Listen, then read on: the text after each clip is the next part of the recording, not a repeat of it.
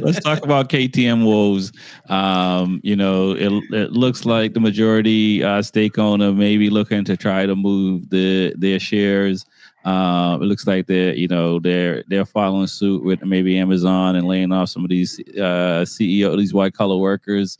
Um, you know, this white noise, how is this good for the team? And is can as KTM as we know it, and I know Smitty already said KTM is going to be done in 3 years. So is this what we're looking at, like another brand that may not be around in the next decade? So yeah, so I think their problem's going to just keep them alive for the next couple of years. But I think even right now, currently, just hearing that, hey, we're bankrupt, laying off, like, but like it's a mental distraction, and guys don't want that, especially the rider. It's like, okay, well, next year, should I stay here? Is the bike gonna be better? Would they have money?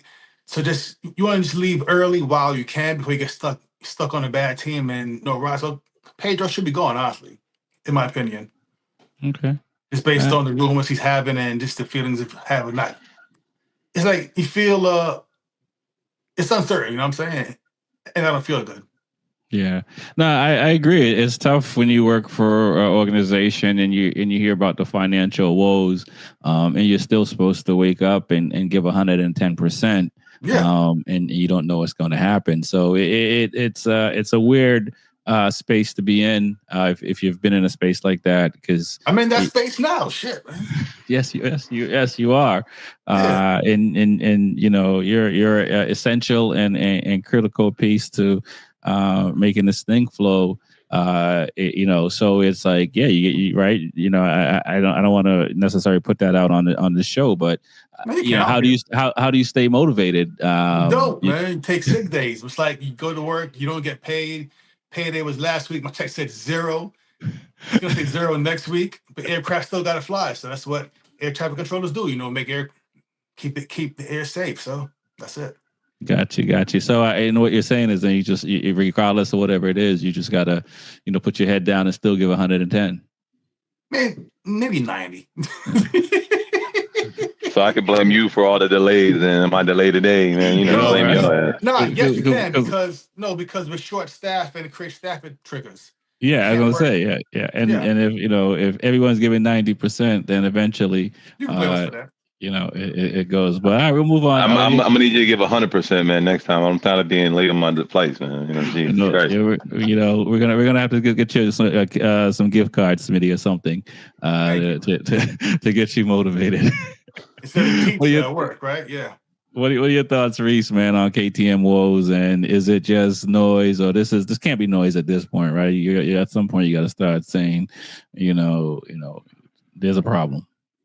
I mean, I don't think it's noise. I think it can be a problem. I mean, it's going to cause a distraction with the team.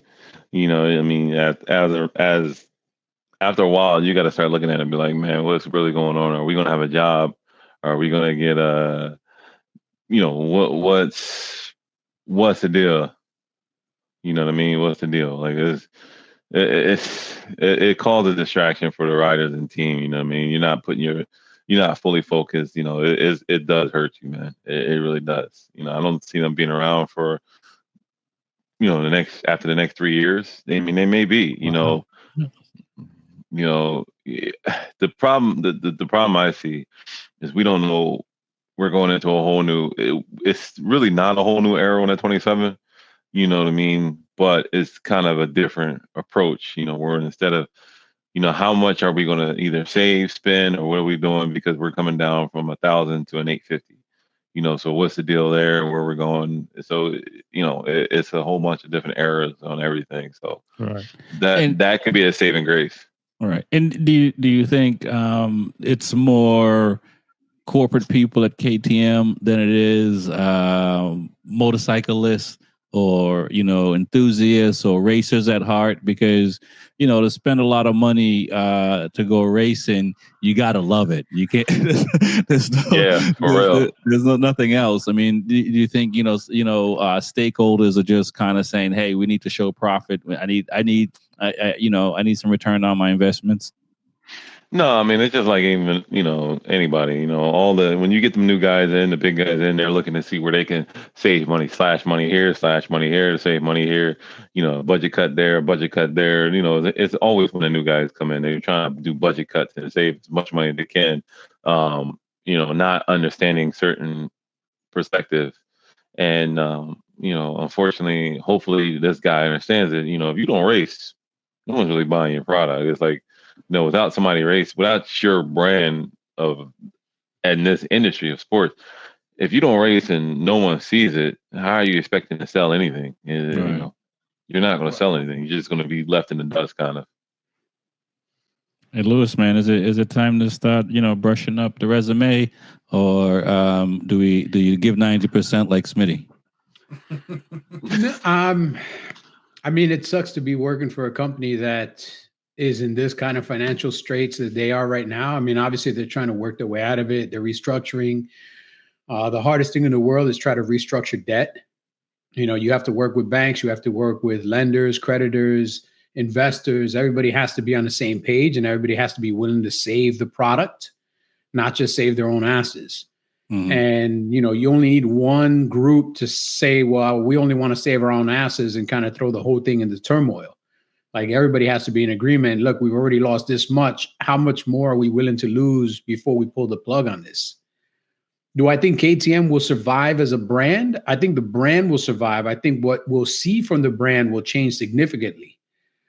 I mean, they're still trying to innovate. They just launched a new bike. They've been showing production videos of the RC.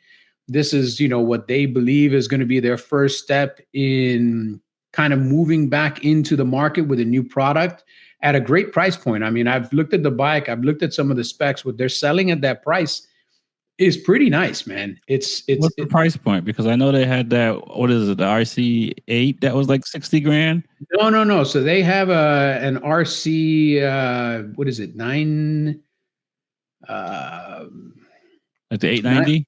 890. Okay. Oh, okay. And that's like, yeah. Yeah. And I mean, again, this is, you're looking at something that's more along the lines of, what's considered now a super sport. 3 years ago, it'd be a twins bike, but it's considered a super sport. And early sales projections on that seem pretty positive. Early sales projections on it have it, selling decently well to launch. But the biggest problem with KTM is they've been known as an off-road brand for almost their entire life. And then they got onto on-road motorcycles outside of like their super adventure and so forth. They were always considered an off-road dual sport type of bike. They get into the road market. They don't get into the road market with some of the best products. The RC390, everybody thought was a great bike until they started to realize it wasn't as great as everybody thought it was. Hey, come on, man. I have 2 of them. That's your fault, not mine. I love them. I love them. I love them. But if you crash them, they're not the most friendly bikes to fix. And unfortunately, crashing is part of building a cheap bike. Yeah.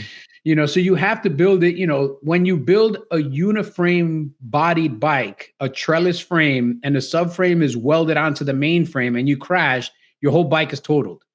This is why on conventional sport bikes, you have a subframe that connects one part of the bike to the main frame. And even where you connect the rear sets to the bike, they're not welded pieces for the most part. They're pieces that are on the main frame, and the rear sets are designed to bend before the frame bends. Whereas KTM built a bike kind of made to only survive one crash, if that. The bike is $50 or $100, man. Come on, let's. Right. Well, that's all it's worth. But I think they learned from the RC390. This new bike looks like it has a lot of different pieces that address a lot of the concerns that the RC390 presented. Mm-hmm. So I think that they're going in the right direction. Again, it's how long do these investors, how long do these creditors, how long do all these people that are putting money into it want to keep pumping money into something before they see some positive returns, before they start pulling the plug?